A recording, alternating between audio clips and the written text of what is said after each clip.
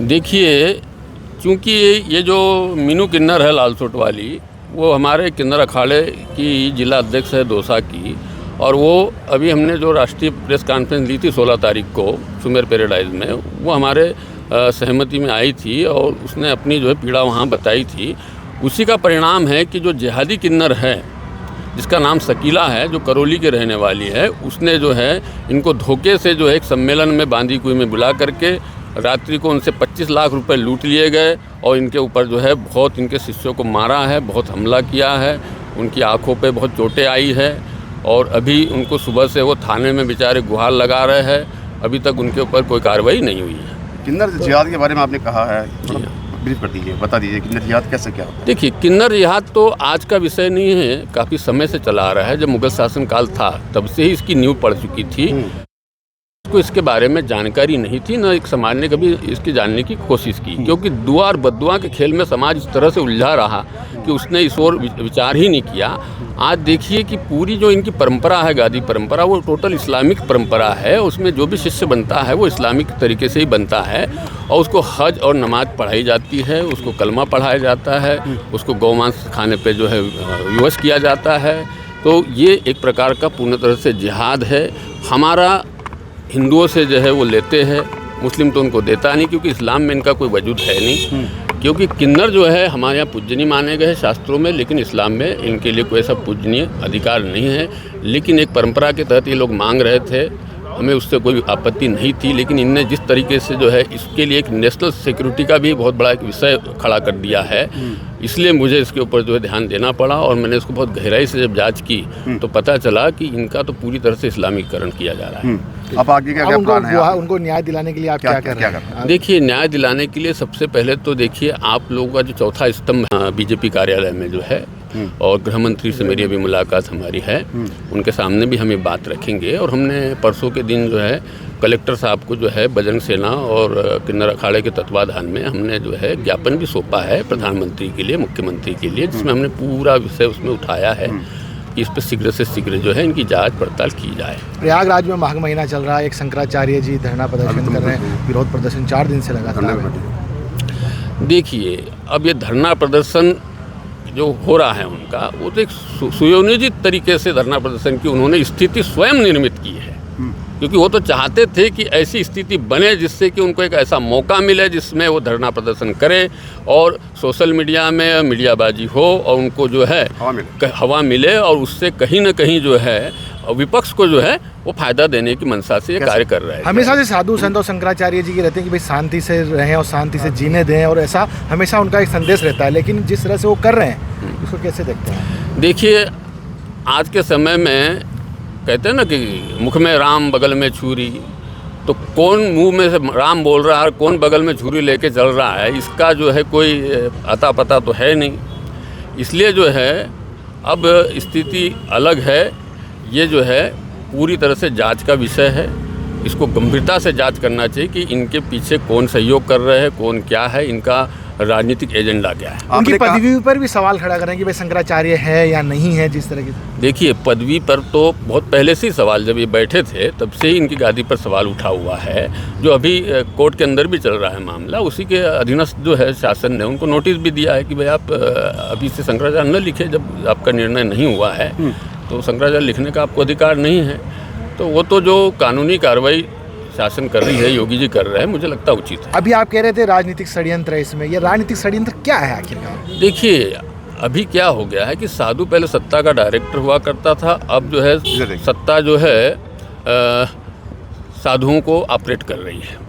तो कुछ लोग ऑपरेट हो जाते हैं, कुछ लोग नहीं होते हैं। आपने कहा कि विपक्ष को फायदा देने की मंशा है उनकी। हाँ, विपक्ष से कैसे है कि राजनीति से दूर रहते हैं?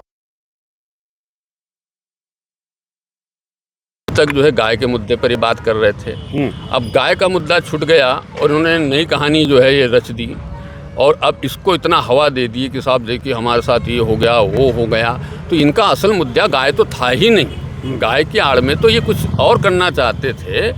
इसका परिणाम ये है कि ये सोची समझी नियत की तहत वहाँ गए थे और इन्होंने जो है वो कार्य करने की कोशिश की, उसमें सफल नहीं हुए और वो भगदड़ मची या उनके ऊपर जो भी कार्रवाई हुई तो वो तो निंदनीय है। लेकिन कहीं ना कहीं राजस्थान की कि आज हमारे समाज पे हिंदू जो बच्चे हैं किन्नर, उन पे लगातार हमले हो रहे हैं। मेरे ऊपर भी 2 बार हमले हो चुके हैं। 8 मार्च को 2025 में मालवीय नगर के अंदर झालाना कुंडा बस्ती के अंदर, और निवाई के अंदर भी हाल ही में 16 अक्टूबर को हमला हुआ था। तब किन्नर अखाड़े से मैं जुड़ी और हमने ये किन्नर जिहाद का मुद्दा उठाया। आपसे मैं ये कहती हूँ कि जयपुर के अंदर जितने भी ये हमारे किन्नर समाज की गुरु की पदवी पे बैठे हुए हैं, ये किन्नर नहीं, ये हिंजड़े हैं, जो एक बहरूपीय हैं, जो पैदा तो ये किसी दूसरे धर्म में हुए हैं और बहरूपीय का रूप धारण करके यहाँ आए हैं। आप चाहें तो चेक कर सकते हैं सभी डेरों में जाकर। और ये अपने साथ में कुछ मुसलमानों के गुंडे रखते हैं। हम जैसे हिंदू किन्नरों का धर्म परिवर्तन करवाते हैं, जबरन करवाते हैं, उसके बाद ये अपने साथ में रखते हैं। और जो हमारा बधाई का पैसा होता है, वो सारा पैसा ही ये देख लीजिए आप मदरसा बनाने के लिए और अंदरूनी रूप से कहीं ना कहीं ये उस पैसे को लगा रहे हैं दूसरे धर्म के अंदर। ऐसे जयपुर में चिन्हित हैं ऐसे डेरे? बिल्कुल बिल्कुल है। अपने राजा पार्क के अंदर निसार बानो का डेरा है, अपने अजमेरी गेट पे हैं, अपने चांदपोल में हैं, अपने सांगानेर में हैं। मेरे पास पूरा वीडियो है इनका, मैं आपको दूंगी। आप उस वीडियो को अपने चैनल पे चलाइए, लोगों को बोलिए जागरूक रहें इन लोगों से। ये समाज के सामने, हिंदू समाज के सामने तो राधे राधे करते हैं, गाय पालते हैं, भगवा धारण करते हैं। और मेरी सिर्फ, हम लोग आज मंत्री जी के पास इसलिए आए हैं कि मैं चाहती हूँ कि एक ऐसी कमेटी बने कि इनके आधार कार्ड, इनके मतदान पहचान पत्र चेक हो और ये जहाँ से आए इनको वहीं वापस भेजा जाए। इनमें बहुत सारे तो बांग्लादेशी हैं, नेपाली हैं, बाहर से आए हुए हैं, सबसे ज़्यादा है बाहर से आए हुए हैं यहाँ पे।